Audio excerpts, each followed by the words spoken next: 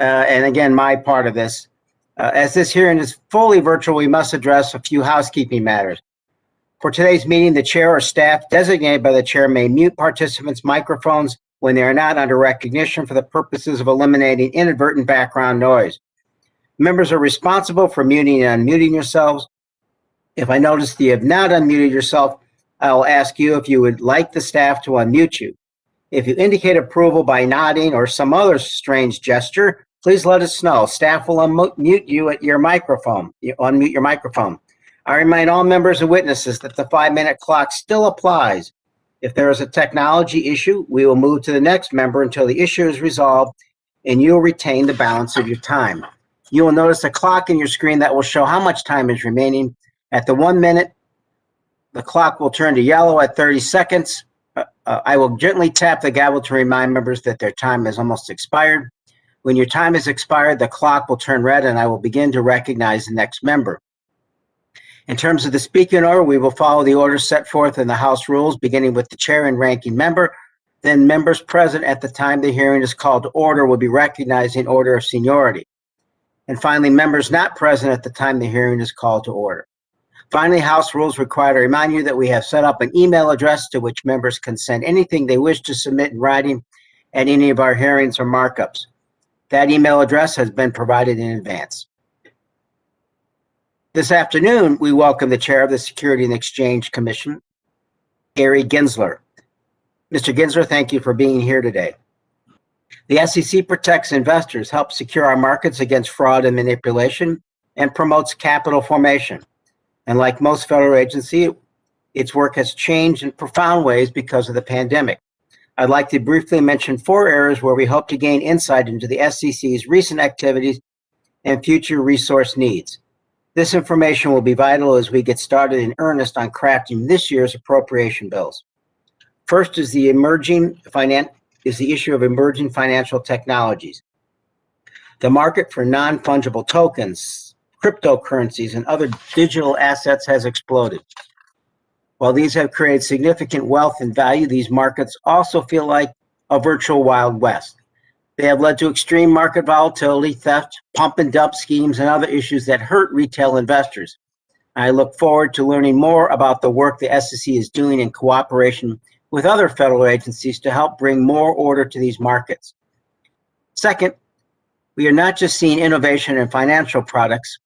Technology is also driving new market trends that warrant scrutiny. For example, Chair, I know you recently testified on the issue of GameStop, and the SEC is investigating issues relating to the trades of GameStop on the financial platform Robinhood. I hope to hear more about how the SEC can preserve the rights of retail investors as it grapples with the market impacts of new technology like mobile apps, decentralized finance, and artificial intelligence. Third, as a strong proponent of transparency in and out of government, I am heartened to see the SEC make progress on climate issues. There is widespread interest from both companies and consumers and the new administration in increased disclosure of environmental and climate risk. I welcome both the increased regulatory and enforcement efforts in this space. I'm also a firm advocate for increased political disclosures and will continue my work to provide the SEC the resources and authorities it needs to address this pressing issue. Finally, the pandemic has accelerated many of the trends of recent years, from digital adoption to geographic migrations. Unfortunately, one of those things is income and wealth inequality. It is a testament to the resiliency of the American economy and people that our markets were able to quickly stabilize and then grow after the start of the pandemic. That also made the richest Americans much richer, even as many low-income areas and communities of color face setbacks that will push off financial prosperity for years to come. It's not enough just to make sure markets work. They need to work for everyone. I look forward to working with the SEC and the administration to address this growing disconnect between Main Street and Wall Street.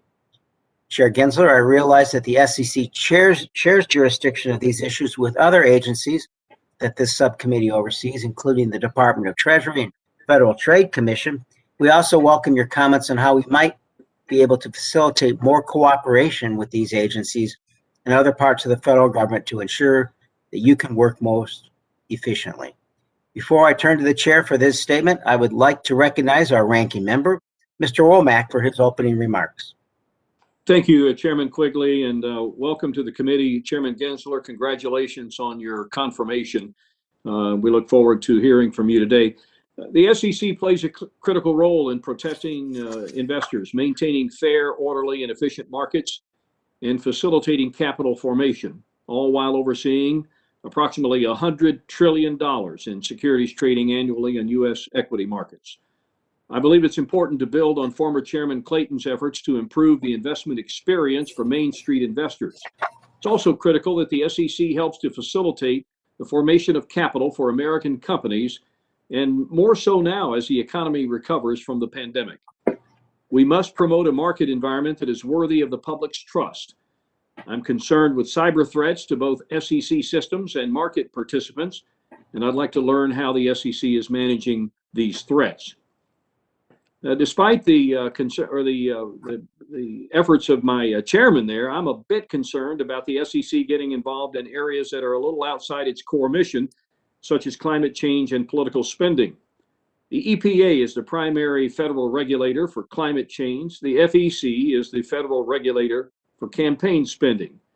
I don't believe the SEC should be using its authority over public companies to require costly and ideologically based disclosures that do not provide material information relevant to making investment decisions. Instead, I believe the SEC should focus on helping the American economy recover. I'm also disappointed with the administration's new executive order on climate change and financial risk. The order will have far-reaching impact on the entire financial sector, consumers, investors, and federal loan and procurement policies. Such sweeping policy changes should not be addressed unilaterally by the administration. Regarding the work of this committee, because of the administration's delay in submitting their fiscal 22 budget, we aren't able to discuss the details of your resource needs for next year. However, as the appropriations process unfolds, I'm going to pledge to work with Chairman Quigley to make sure you have an appropriate level of resources to complete your important core mission. With that, I yield back my time. Thank you, Mr. Womack. Thank you, Chair Gensler, for being here today. Without objection, your full written testimony will be entered into the record. With that in mind, we ask you to please summarize your opening statement in 5 minutes. Please begin. Good afternoon. Thank you, Chairman Quigley, Ranking Member Womack, and members of the subcommittee. I'm honored to appear before you today for the first time, and I hope I'll be seeing you again in the future as chair of the Securities and Exchange Commission. Thank you for inviting me to testify. Before I begin, I'd like to note that my views are my own and not speaking on behalf of the fellow commissioners or staff. That's a standard language that you've probably heard in the past. This subcommittee oversees many government agencies, and I appreciate the opportunity just for a moment to describe our activities at the SEC. And having just started 1 month ago, I'd say I've just been struck by the sheer breadth and scope of the capital markets the agency work. As Ranking Member Womack said, we oversee nearly $100 trillion capital markets at the SEC that affect every American. The $50+ trillion debt markets are how we fund our federal government, our local governments, how corporations borrow money, and how construction of a hospital down the street gets financed. Our $45 trillion plus public equity markets, which gets most of the attention, connects Americans looking to invest with public companies seeking to innovate, grow, and create jobs. Our multi-trillion-dollar private equity and venture capital markets, somewhat the shiny object of much around the globe looks to innovation and helps and plays a significant role, particularly in venture capital. So how does our agency fit into all of that? Congress laid out the SEC's three-part mission, as the chair mentioned and the ranking member, to protect investors on one side, facilitate capital formation on the other, and then I think in the middle that connects those investors and capital formation, fair, orderly, and efficient markets. Our responsibilities at the agency oversee 28,000 registered entities, 3,700 broker-dealers, 24 national security exchanges, 7 clearinghouses. You get the picture. 2,300 filings come in a year from self-regulatory organizations that need to be reviewed. Each day, I will be animated by working families. Our capital markets help Americans save for retirement, borrow for mortgages, and prepare for the bumps along the way. And the SEC and Congress's support of adequate resources for the agency are a real part, I believe, of America's economic success these last 90 years. In the last 5 years, the scale, scope, and complexity of our capital markets have continued to grow. A record 67 million families hold direct or indirect stock holdings, and that's in 2019. The number of private equity funds have increased 58% just in the last 5 years, and the venture capital funds I mentioned, 110% increase in 5 years. In the midst of that, the SEC has not grown to meet the needs of the 2020s. Between fiscal 2016 and 2020, our staff decreased about 4%. So we've been flat to a decrease. In my written testimony, I highlight a number of additional trends that we're seeing. First, we're in the midst of a once-in-a-generation wave of traditional initial public offerings. And in addition to that, when I say once in a generation, more than the dot-com boom of 2000. But in addition, you may have heard something about blank check companies called special purpose acquisition companies. And there we've seen already today 700 filings, 300 completed transactions, and that compares to only 13 5 years ago. A second big trend is that trend I mentioned about private funds. A third trend is that which the chair mentioned about crypto assets or digital tokens. And the first, Bitcoin, we've all heard about, but there are over 80 other tokens that have over $1 billion market cap right now, and 1,700 that have over $1 million. In my written testimony, I also highlight some topics that were raised here: financial technology, data analytics that will help and also stretch our resources. I hope to be able to work with you on the resources that we can tap into new data analytics. And while the Commission is an appropriated agency, I would just mention before I close, we are funded by fees. You might remember this Section 31 fees that we collect on securities transactions. So we sort of cover ourselves. A well-funded SEC helps us better serve the American public and stronger investor protection and efficient markets. I look forward to working with Congress and this committee. I thank you. I look forward to your questions. Thank you so much. Let me begin talking about cryptocurrencies. We talk about mission of agencies, but the world is changing. In fact, the world is changing in front of us while the scenery behind us changes. It seems sort of dizzying at times. From a regulatory perspective, many cryptocurrencies are treated as commodities, but in practice, they're characteristics of currency and securities. So do you think the current regulatory categories are sufficient for oversight? And do you see value in the creation of a new regulatory category? I thank you for that question, Chairman. I think that there's gaps in our current system. You're right to say that there are many crypto tokens that do come under the securities laws, and our agency is trying to enforce the laws. But there's thousands of tokens, and we've only been able to bring 75 actions. And there are others currently that are non-compliant. But I think the bigger gap is around what's called exchanges, crypto exchanges. And I would think if we could work with Congress to try to bring investor protection to the platforms where these sometimes commodities, sometimes securities are trading on the platform. And for those watching, Chair, while you finish your answer on that, could you explain what your concerns are, what the abuses that can take place involving these new currencies? Well, without a cop on the beat and some rules of the road, then market participants can front run your orders. If you placed an order on an app and you said, all right, I want to buy a stock, there are rules to protect you that somebody won't use your order and get ahead of you. And we at the SEC try to protect against fraud and manipulation. Not so in the crypto world. And so it's trying to bring the similar protections to the exchanges where you trade crypto assets as you might expect at the New York Stock Exchange or NASDAQ.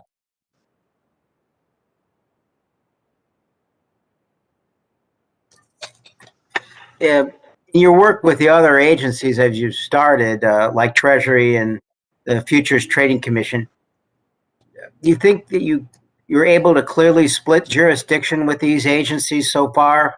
And are there gaps in that regard as well? Well, I'm just in my second month on the job, but I had some really good conversations with both agencies. I think that working particularly with the CFTC to ensure that we cover the markets, that the investing public is protected in these crypto assets. With Treasury, they're keenly focused on anti-money laundering and guarding against illicit activity. And where we can augment and support their efforts, I look forward to that. Our remit about investor protection, we might need a little help from Congress as well. Yeah, look, a final question for this for now. You're regulating some extremely well-financed entities, and as we've said, it's a complex world now. Are you able to attract the level of skilled personnel that you need, and what are the challenges you face in that regard?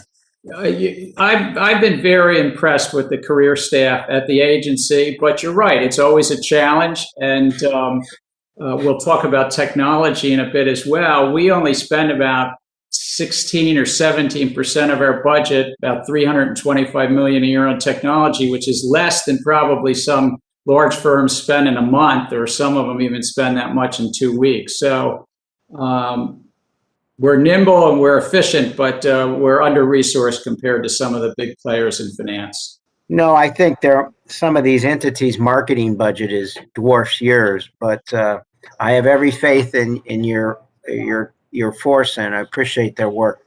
I'm going to yield back and recognize Mr. Womack. Thank you, Mr. Chairman. Once again, Chairman Gensler, welcome to our committee. As I said in my opening, I'm not sure that it's appropriate to use the SEC and its authority over public companies to require costly and burdensome disclosures that don't necessarily provide information relevant to making investment decisions, and particularly the impact of the administration's new executive order on climate related financial risk. I know that some investors want the information, but that doesn't necessarily mean that the SEC should require its disclosure from every public company. So I got 2 or 3 questions along that line. Chairman, do you believe the climate information is material simply because of its interest to some investors? Well, I think that you and I share a view that the disclosure regimes are about investors, and that's been the heart of the capital market reforms of the 1930s until now. And what we're finding is there's literally trillions of dollars of assets under management that have asked for and want to understand the climate risks, both the underlying physical climate risk and also the transitional as companies are moving forward to address their own risk in that area. And so as investors are looking for that, we as an agency can help bring some comparability to the disclosures, some consistency, some reliability to those disclosures. But I think we share this view. It's investors and what investors are looking for to make their investment decisions. Do you think that this kind of information is relevant to every investment decision? I think that it's the test, and as I understand it, is do reasonable investors find it significant to their investment decisions? And so we're going to go out, and I've asked staff to prepare something for the 5-member commission, do the economic analysis, and then put it out to notice and comment and hear really from investors and the broad public as to what is relevant, what metrics, what disclosures are relevant to their investment decisions. And so in that particular matrix, the costs to the public companies will be analyzed, I assume. Right. I was actually a professor of global economics and management up at MIT. I really deeply believe in economics. So we'll have economic analysis, both at the proposal stage, but also ask the public, share with us the economics as well. And along this line, the last question is more about the impact that the executive order could have on companies from going public. Is there a concern that this could be some kind of a barrier to companies going public? Look, I think you raise a good point. We have both vibrant public markets. I mentioned $40 to $45 trillion in size, about 4,500 companies. We're at an all-time peak of companies trying to tap the public markets, but we also have private markets. And it's usually about the stage of the company's development. The disclosure regime for public companies in many instances are more than in private companies. This disclosure regime that we'd be looking to put out for public comment on climate, I think many investors are looking for, and as I say, to have some comparability, consistency, and reliability. Good. We're going to have several, I'm sure, budget-related questions here today, so I'm going to follow the lead of my chairman and yield back some of my time so that we can get to the questions of some of our other members. Chairman, it's great to see you, and welcome again to our committee, and I appreciate your time today. I thank you. I thank you for the call earlier this week as well. Thank you. Mr. Cartwright. Thank you, Mr. Chairman. And Chairman Gensler, nice to kind of be with you today. Thank you for joining our hearing. I will say I agree with you that many investors do find it relevant, climate-related information with publicly traded companies. Just because some may find it irrelevant doesn't mean others don't find it relevant. So I agree with you on that. I wanted to talk to you about what we call the Consolidated Audit Trail, the CAT. In 2010, the Securities and Exchange Commission directed the self-regulatory organizations, the SROs, comprised of the securities exchanges and FINRA, the Financial Industry Regulatory Authority, to develop and implement a consolidated audit trail, the CAT, that will enable regulators efficiently and accurately to track all orders in U.S. equities and listed options and conduct cross-market surveillance. Now, when fully implemented, this CAT will be the world's largest database of equity securities and listed options transactions, and it will maintain customer personally identifiable information on over 100 million institutional and retail investors. Last year, former SEC Chair Clayton testified before Congress on June 25th, where he acknowledged that the bulk downloading of CAT data by each of the SROs is a complicated problem, and that the SEC is still evaluating internal risk controls and other potential threats. And shortly after his testimony, the SEC did issue the CAT data security proposal that is designed strictly to curtail bulk downloading by the SROs and otherwise significantly enhance the security of data within the CAT. That proposal is still pending before the SEC. So Chair Gensler, when do you expect the SEC to act to adopt that proposal? I thank you, and I share your goal to protect the data. I think that Chair Clayton also did some things which I did finalize to remove some of that personal identified information, people's birthdays, social security numbers, and the like from the data that was completed. But I'd like to, I'm only in my second month, I'd like to work with you and your staff to reply to the second question about the timing of the FINRA. I think has that second, the bulk data in front of us, and I could better reply the timing of that as a follow-up. Okay, and I'll ask you this, and the same answer will be appropriate. We'd rather have a correct answer a week from now than something wrong off the top of your head today. Chair Gensler, I also understand the SROs, as the sole operators of the CAT, have proposed to strictly limit their liability in the event of a CAT data breach or misuse of the CAT data by the SROs or their employees, This would have the effect of shifting all liability to broker-dealer firms reporting to the CAT in the event of a CAT breach, even though those firms have no control over the CAT or any security measures it may adopt. How does the SEC plan to address this issue? Again, I think I need to sort of understand from the staff a little better how to address it, but I share the concern that you don't want to sort of put it all on the burden of the people sending the information in, that the aggregator, in this case, FINRA and the operator of the consolidated audit trail, has a responsibility as well. Well, we will follow up with you, Chair Gensler, on that, and I thank you for your answers and your presence here today. I yield back, Mr. Chairman. Thank you. I believe that Mr. Joyce is next in line.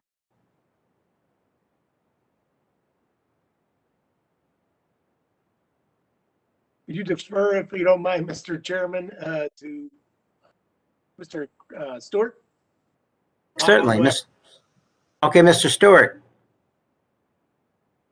Yeah, thank you. Thanks, Mr. Joyce. And Chairman, thanks for being with us. I almost have too much, to the point where I almost don't know where to start.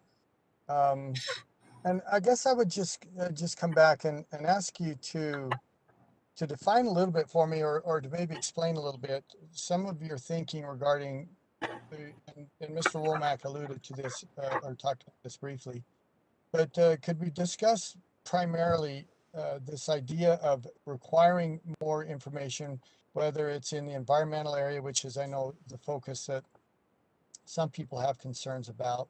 But I'm wondering, well, if we're going to expand the reporting requirement in some of the environmental concerns, are there other areas that we should require additional reporting as well? Would we only want to limit to environmental concerns? Are there other areas that you think probably need to be reported as well? And do you have any estimates of the cost and the economic burden or the regulatory burden that would entail? First, let me say, if the 5 minutes isn't enough, I'm glad to meet with you next week or any time that we can mutually figure out. And I make that offer to all the members of the committee.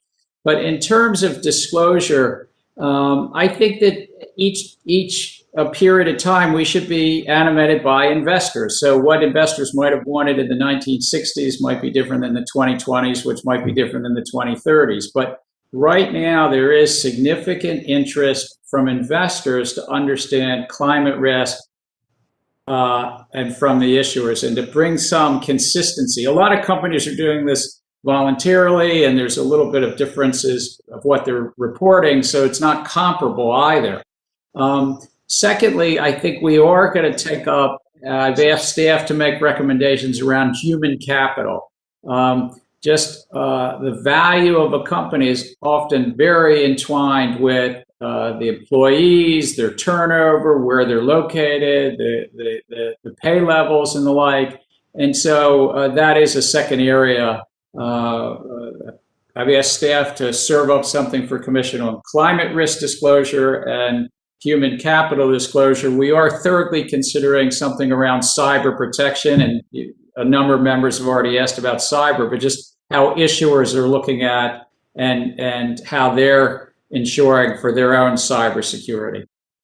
So, and by the way, I don't oppose this effort necessarily. I want to be candid with people about the cost, and I want to be candid with them about my concerns about regulatory burdens that it would entail. But I think more of a philosophical conversation about, if we're going to require it for some climate concerns, would we want to include some for social justice concerns as well, which is something that many people are equally concerned with?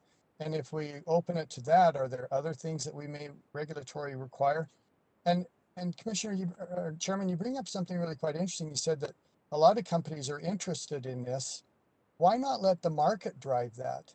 If this is of a particular interest to an investor, why not let the market drive them to those companies who disclose this, rather than through regulation require that every company have the equal burden, when some of them, or some investors may be sufficiently satisfied by having the market and allowing them to move to those organizations that do report on these things.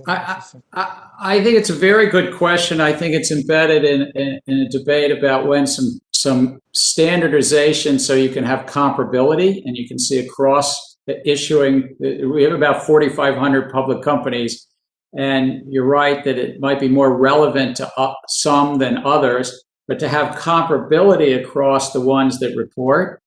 And I think that this is enough investor demand right now that then the SEC has a role, just as the SEC stepped in and required over the decades management discussion and analysis, or a risk section itself. The SEC of the 1930s was looking at financial disclosure, but by the 1990s, it included some risk assessments and some management discussion and analysis, even disclosures around executive compensation. So I think in the 2020s, this is an area that a lot of investor demand is there, and we can bring some comparability and some reliability to that reporting. Well, and again, I don't just in a broad way oppose this. I just want to be very open about some of the concerns and costs. And the last comment, and my time has expired. But you're right in the sense too that let's have compatibility. Let's have them be standardized. But that's different than requiring that of every company. But again, my time has expired. Thank you, Mr. Gensler, for being with you. Thank you, Chairman, for hosting us today. Thank you, Mr. Stewart. You asked good questions. While we may disagree on issues, the discussions are particularly helpful to have in the Atticus Finch School of such things. You walk around in the other person's shoes to understand them all. Thank you, Chairman. Mr. Pocan. Thank you very much, Mr. Chairman, and thank you, Mr. Gensler, for being with us. If I appear distracted, 15 seconds ago, they just started actual voting on a markup I'm in on another computer. So I'm waiting for a text if I have to fly away. I apologize. As you've emphasized, the SEC's role is to protect ordinary investors by ensuring a fair and transparent marketplace. Private equity firms play an ever larger role in our economy, often to the detriment of workers and communities. While most ordinary investors are not directly invested in private equity, they may be exposed to risk posed by private equity through their pension funds or other investments. And yet private equity funds are not subject to regular disclosure requirements that other types of investments are. A couple questions. Would it be beneficial to investors if they had access to information about private equity firms' practices, fees, and performance information so they can assess whether or not to invest in such firms? And do you think it might be material to an investor if a company uses private equity type business practices like buying up small companies, loading them up with debt, and selling off their assets? I thank you for that question. I think, as I've mentioned in my prepared testimony, the private equity space has grown significantly. I think it was close to 60% just in the last 5 years. And that's number of funds, not just dollars under management, which I think have grown even more. And the transparency there, I think, is something that can be enhanced, particularly between the investment manager and their investors. And you're right, you said the investors are often pension funds. So I've asked staff to just try to understand that a little bit more. There's some things where you can enhance the disclosure to the SEC through what's called a Form PF or private fund, and some other regulatory filings, but also this relationship between the asset manager, usually a general partner, and the investors, limited partners, which are often pension funds, and best organizing that. Great. No, I appreciate that. And in your testimony, you mentioned that I think you said your staff has decreased by 4% at the same time you give that and the other statistic of increases. What resources do you need from Congress to ensure adequate oversight, especially in the private equity sector? Well, I'd like to work with this committee and of course, the whole Congress to get more resources. I don't want to stand in front of the president's budget, and I know it's a little awkward that I'm here, a few days before OMB is released. But I do think that we've shrunk about 4%, and we should at least try to make that up, given the incredible growth and complexity of the markets. Gotcha. And then you note in your testimony that changes in private fund strategies, structures, and business practices have created new risks for markets and investors. Can you just talk a little bit more about what some of those newer risks are? Well, some of the newer risks are even involving what we talked about earlier, crypto. There's some interest in funds investing in the digital asset and crypto space.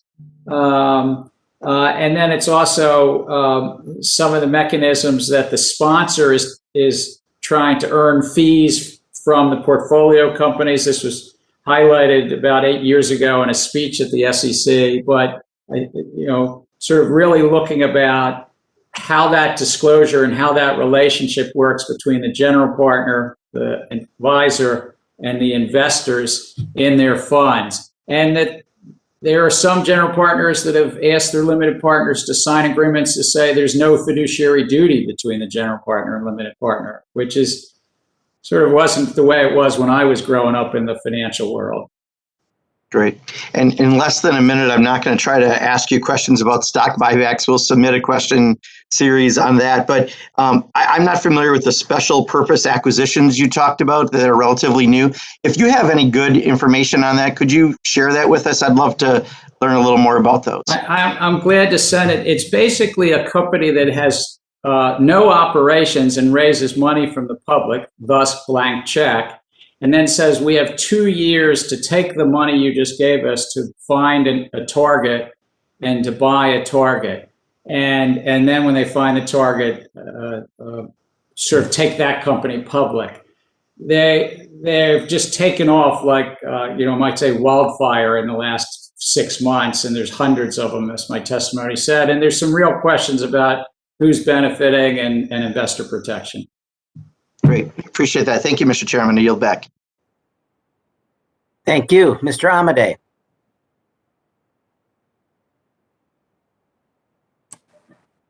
Thanks, Mr. Chairman.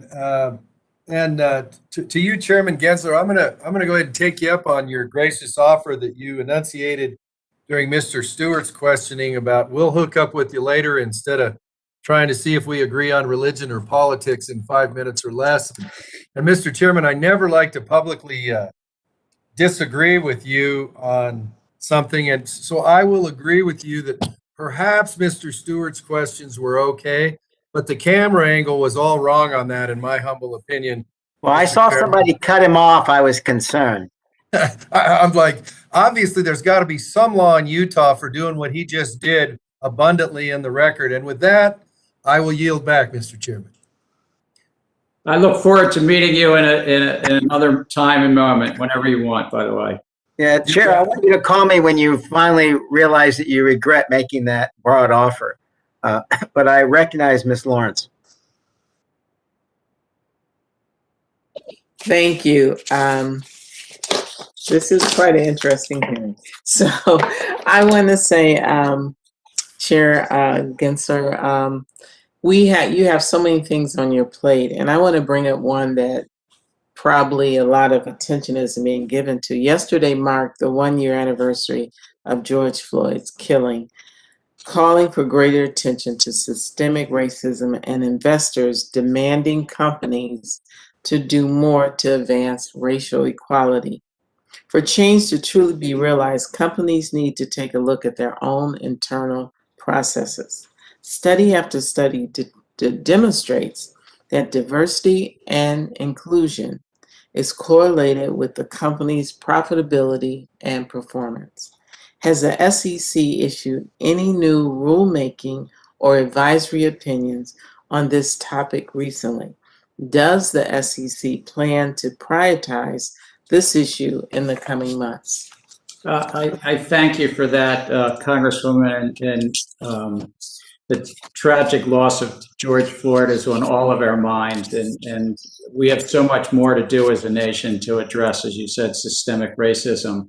At the SEC, I have asked staff to take up, as we look at potential disclosure regime for human capital, to include in that diversity of senior management and diversity at companies, And at the SEC itself, I'm looking closely, not only in the hires that I can affect in the senior leadership team, but everything that we do at the agency, that everybody can bring their selves to work and be their best selves, regardless of race or gender or national background, sexual orientation.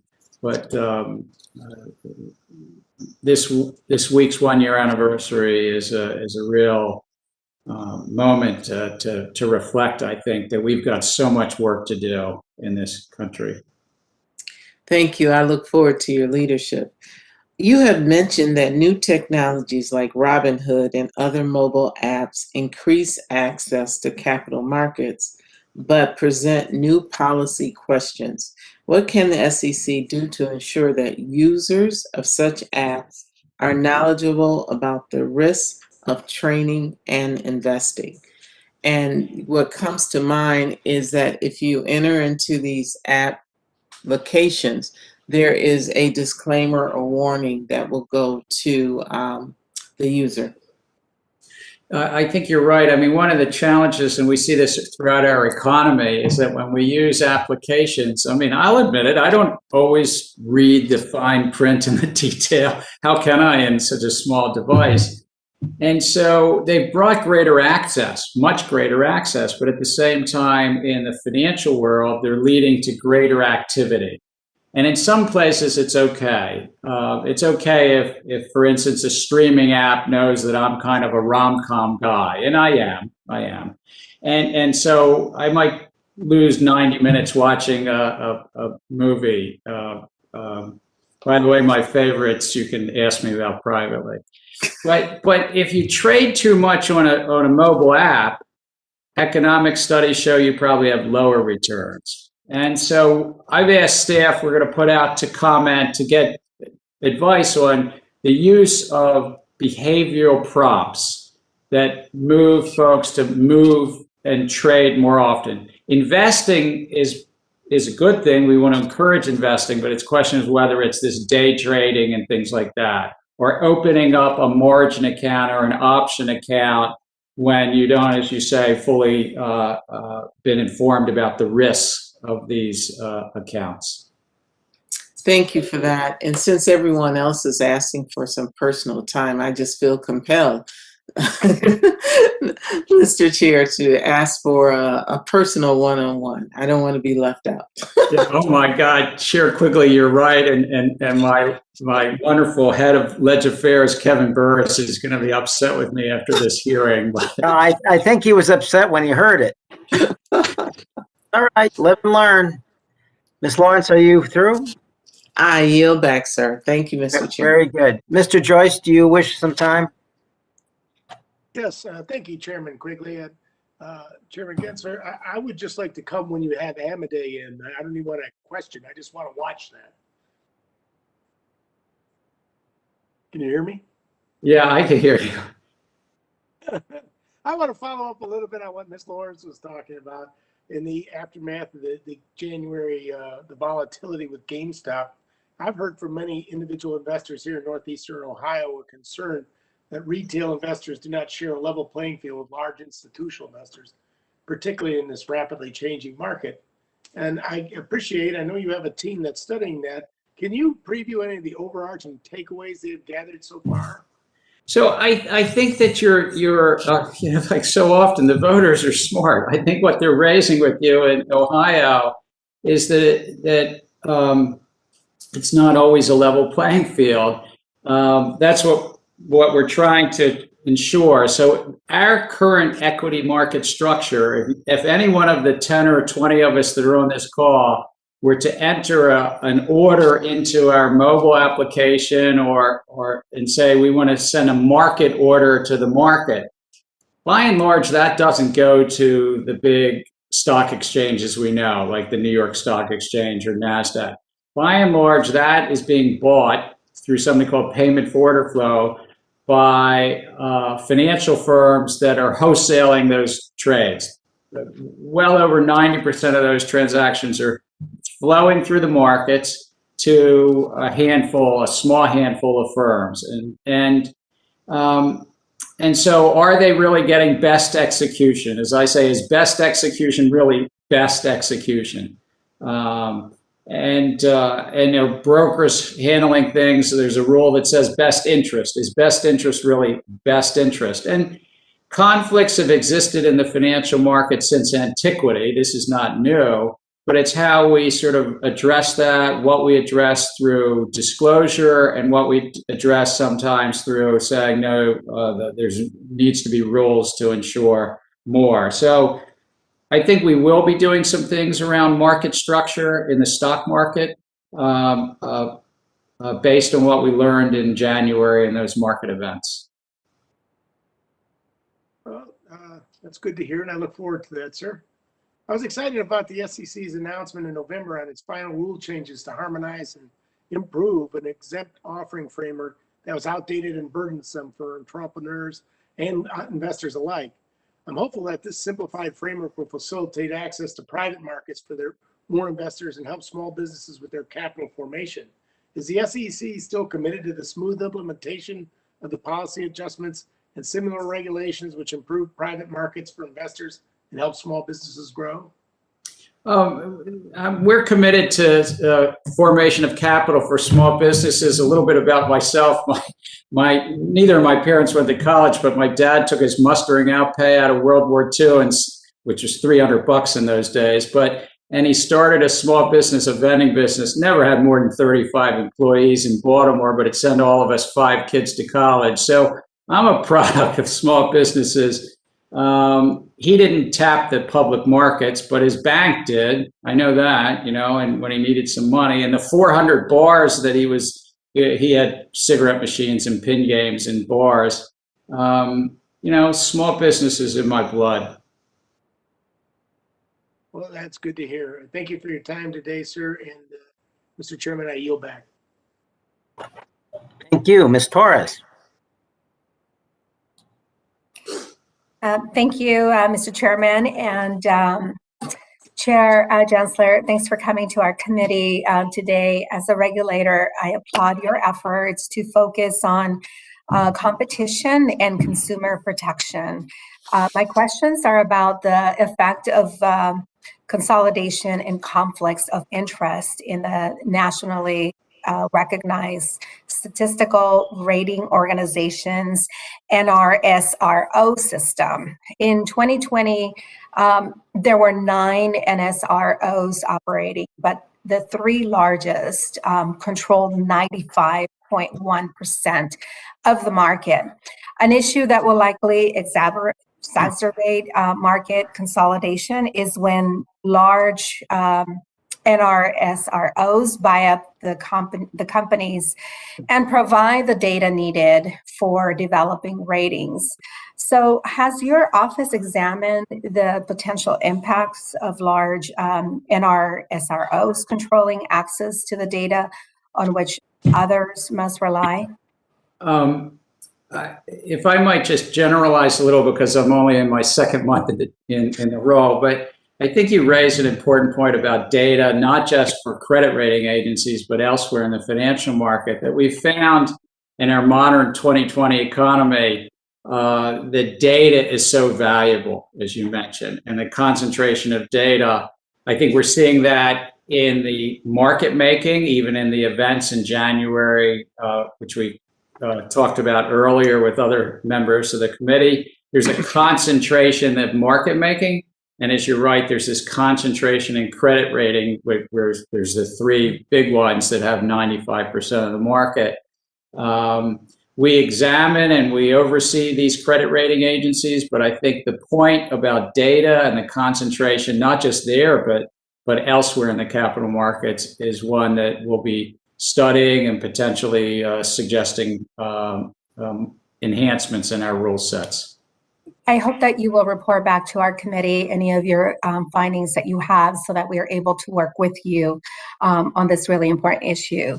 Another question is, 11 years ago, Dodd-Frank attempted to mitigate conflicts of interest in the securities market surrounding NRSROs. In the following years, experts have urged the SEC to end the issue pay business model that dominates the industry.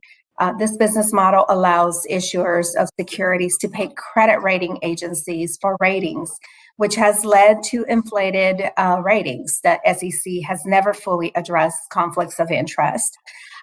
So has the SEC considered countermeasures to reduce conflicts, such as the implementation of an independent rating mechanism? You're right to raise this. The SEC has considered, but it feels like it was a number of years ago, Congresswoman, in some reports it published in, I think, 2013 or 14. The interesting historical note is that it wasn't always this way. Credit ratings actually were subscriber-based and through the 1960s. Now, a lot changed since the 1960s, of course, but the 2008 financial crisis, at the heart of that crisis was some of these conflicts were really reared their heads. And so Congress asked for a report. The SEC did that. As I said, it was about 7 or 8 years ago. I've asked staff, can we take a fresh look at that and just understand if there's further modifications to be done?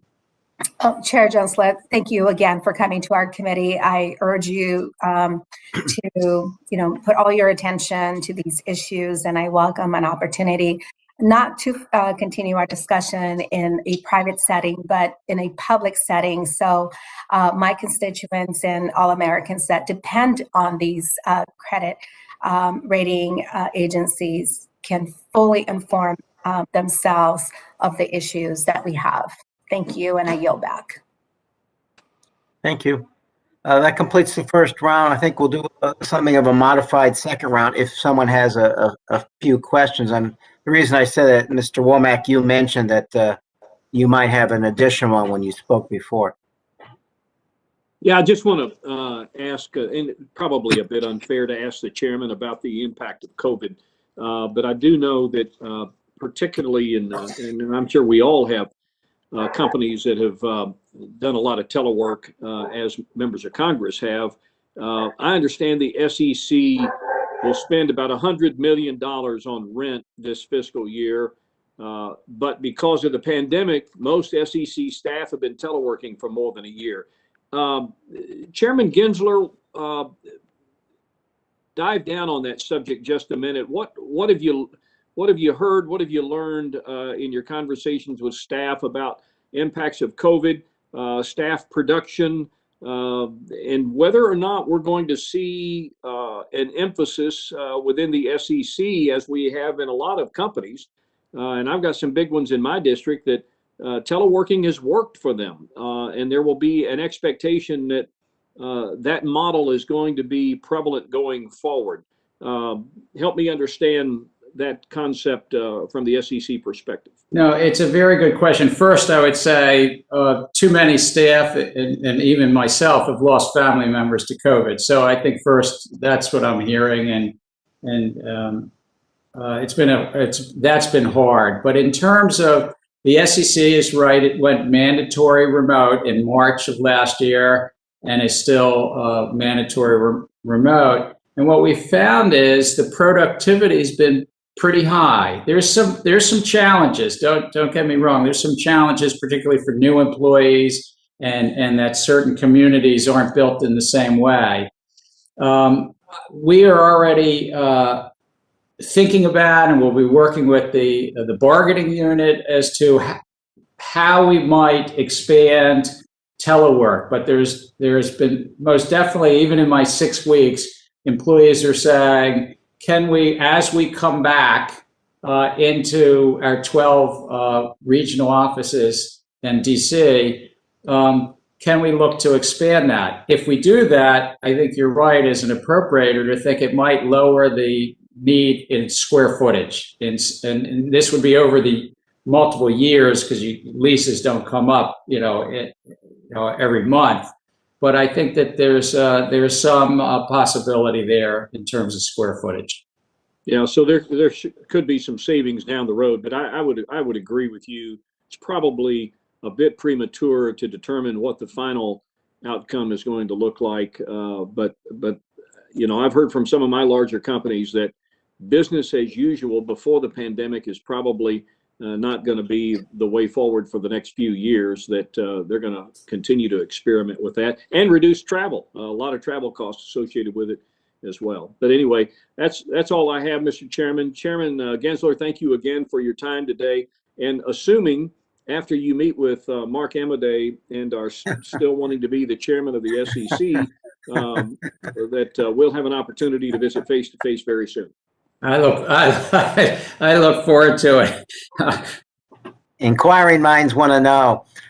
Before I go, Ms. Torres, do you have a follow-up question at the end? Okay, then, Chair, let me just ask you one more. I know climate disclosures were raised. Do you have a guesstimate on when SEC might proceed to rulemaking relating to standards for disclosure on climate and environmental risk? And how long do you expect the process to take?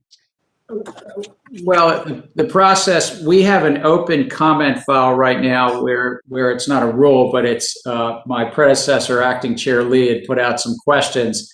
We're going to take that into consideration. That's open until June 13th. Of course, if any members or the public want to put something in, we're going to try to look at that and then turn that around and put a proposal out. But I don't want to, I've already made one commitment to meet with your members, so I don't think I want to make a commitment exactly what month but we want to turn around these comments that we want to know when you're going to do public hearings in all 435 districts. I'm not going there, sir. But I do think that this is an important set of matters, and to do it right, to get the economic analysis, to consider the comments that are coming into this file, we'll get a proposal out, and then based upon that, rulemaking usually is in multi-stages. A final rule you wouldn't expect to be during the next 6 months, because we have to turn things around, and then we turn things around. But I think I'm be better advised by staff not to try to commit to a specific month, but we'll move expeditiously on this and human capital disclosure as well. Okay. I'd ask the ranking member if he has anybody else on his side, or if he has any closing remarks. He does not, so I was tempted to open the floor to Mr. Amaday and Mr. Joyce for further abuse, but have declined to. Chair, this has been a great discussion, but we really appreciate you're willing to take on this task and your openness, foolhardy or not, to be so gracious with your time. Now, we do appreciate that and the very serious issues that we're talking about today. So I thank everyone for participating, and this hearing is now adjourned. Thank you.